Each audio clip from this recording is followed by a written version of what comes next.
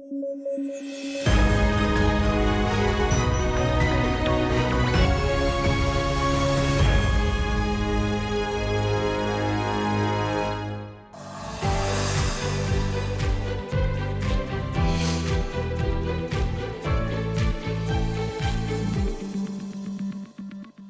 दोस्तों, news at 9 में मैं शिल्पी आप सबका स्वागत करती हूं। खबरों में आगे बढ़े उससे पहले हम हेडलाइंस को पढ़ लेते हैं।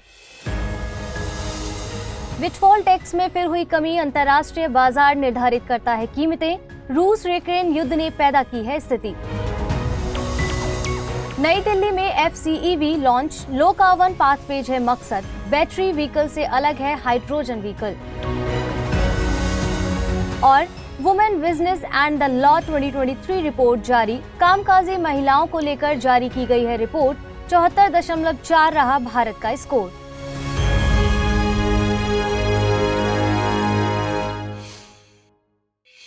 इससे पहले की खबरों की शुरुआत करें, आप सभी के लिए जरूरी सूचना। Study IQ IAS Hindi team Hindi माध्यम में दूसरा लाइव फाउंडेशन कोर्स ला रही है।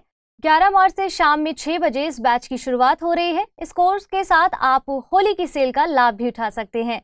ये सेल 6 से 8 मार्च तक जारी रहेगी। इस छूट को हासिल करने के लिए आप अमृत लाइव कोड का प्रयोग करें तो ये कोर्स आपको केवल 17,499 रुपए में हासिल होगा।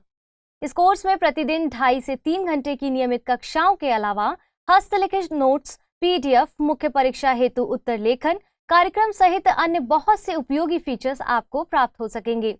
कोर्स की जानकारी के लिए डिस्क्रिप्शन बॉक्स में दिए गए लिंक को क्लिक कर प्राप्त कर सकते हैं। चलिए अब खबरों की शुरुआत करते हैं। यूनियन मिनिस्टर हरदीप सिंह पुरी ने हाइड्रोजन पर आधारित FCEV यानी fuel cell electric vehicle launch किया है। ये लॉन्च नई दिल्ली में किया गया है। ये लॉन्चिंग सरकार की लो कार्बन पाथवेज और क्लीनर एनर्जी के लक्ष्य का हिस्सा है। ये बस मॉडल अर्बन सेंटर में प्रयोग की जाएगी। फ्यूल सेल इलेक्ट्रिक व्हीकल को बैटरी इलेक्ट्रिक व्हीकल की तरह बाहरी स्रोत से चार्ज नहीं करना पड़ता है।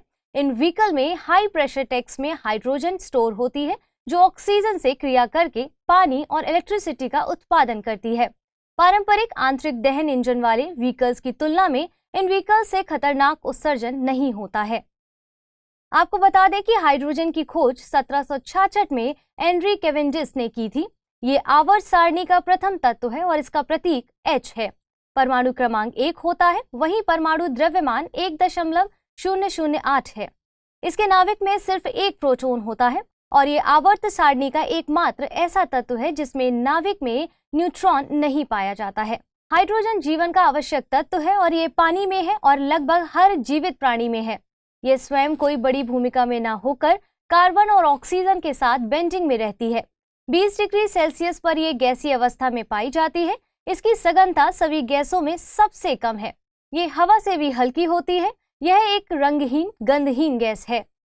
हाइड्रोजन के प्रकारों की बात करें तो ग्रे हाइड्रोजन, ब्लू हाइड्रोजन और ग्रीन हाइड्रोजन के तौर पर बांटा जा सकता है। ग्रे हाइड्रोजन की बात करें तो ये भारत के बल्क प्रोडक्शन का हिस्सा है। इसे हाइड्रोकार्बन्स मसलन फॉसिल फ्यूल, प्राकृतिक गैस आदि से हासिल किया जाता है। इसका बाय प्रोडक्ट CO2 है। ब्लू हाइड्रोजन की बात करें तो इसे भी फॉसिल फ्यूल के जरिए ही हासिल किया जाता है, लेकिन इसके बाय प्रोडक्ट मसलन कार्बन मोनोऑक्साइड, कार्बन डाइऑक्साइड है। लेकिन इन बाय प्रोडक्ट्स को कैप्चर और स्टोर कर लिया जाता है। वहीं ग्रीन हाइड्रोजन का बाय प्रोडक्ट पानी है। स्वच्छ ईंधन के तौर पर इसी हाइड्रोजन की बात की जाती है। हाल ही में विश्व बैंक ने women business and the law 2023 report जारी की है। इसमें भारतीय कामकाजी महिलाओं का लाइफ साइकिल स्कोर 74.4 रहा है। इस कम स्कोर की वजह वे कानून है जो भारतीय कामकाजी महिलाओं की पे और पेंशन से संबंधित है। इस इंडेक्स के लिए भारत के मुख्य व्यापारिक शहर मुंबई के आंकड़ों का प्रयोग किया गया था। रिपोर्ट में कामकाजी महिलाओं की मुख्य चुनौतियां जेंडर बायस, अपर्याप्त मातृत्व अवकाश, मानसिक या शारीरिक शोषण और असमान वेतन है। पारिवारिक समस्याओं में परिवार के कर्तव्य, समय संतुलन, मातृत्व जिम्मेदारियां और व्यवसायिक प्रशिक्षण शामिल है। कामकाजी महिलाओं की स्थितियों और अवसरों में सुधार के लिए कुछ कानून भी लागू किए हैं। इसमें sexual harassment of women at work place act 2013 और मैटरनिटी बेनिफिट बिल 2016 शामिल है।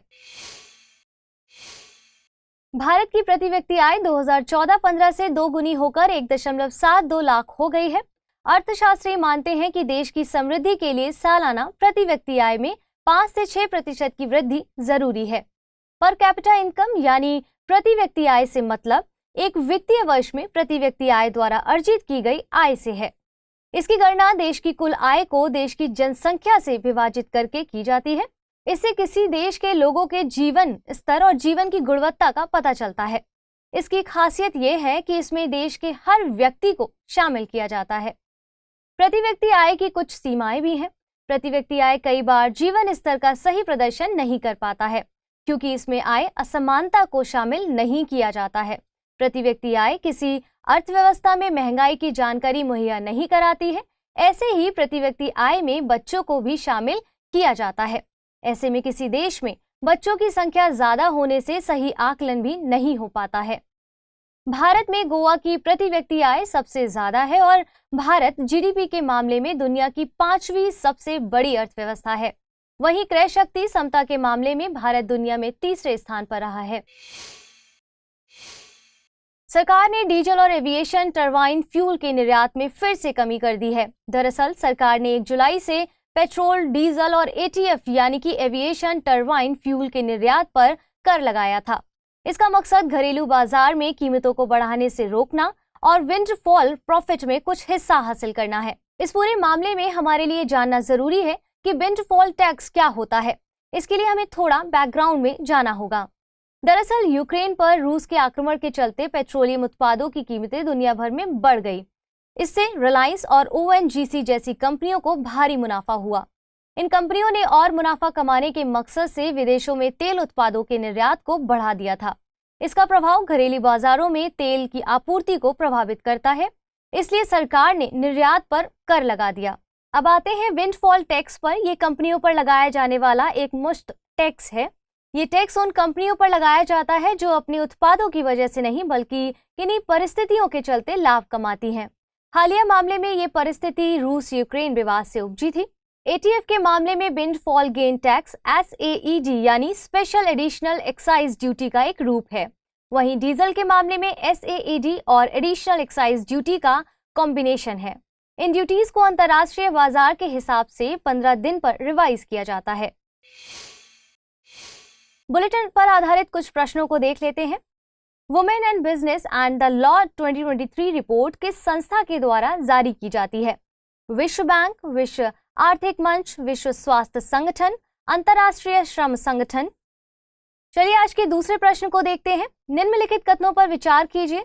भारत जीडीपी के मामले में विश्व की तीसरी सबसे बड़ी अर्थव्यवस्था है। भारत क्रय शक्ति समता के मामले में विश्व में 5वीं सबसे बड़ी अर्थव्यवस्था है। उपयुक्त में से सही कथन या कथनों का चुनाव कीजिए। केवल एक, केवल दो, एक और दो दोनों, ना तो एक ना ही दो। आइए अब देखते हैं पिछले बुलेटिन पर आधारित प्रश्नों को। साइट्स के संबंध में निम्नलिखित कथनों पर विचार कीजिए। यह एक अंतर सरकारी समझौता है। यह विविध तौर पर बाध्यकारी है। भारत इसमें पक्षकार नहीं है। नीचे दिए गए कूटों का प्रयोग कर सही उत्तर चुनिए। केवल एक और दो, केवल दो और तीन, केवल एक और तीन, एक, दो और तीन।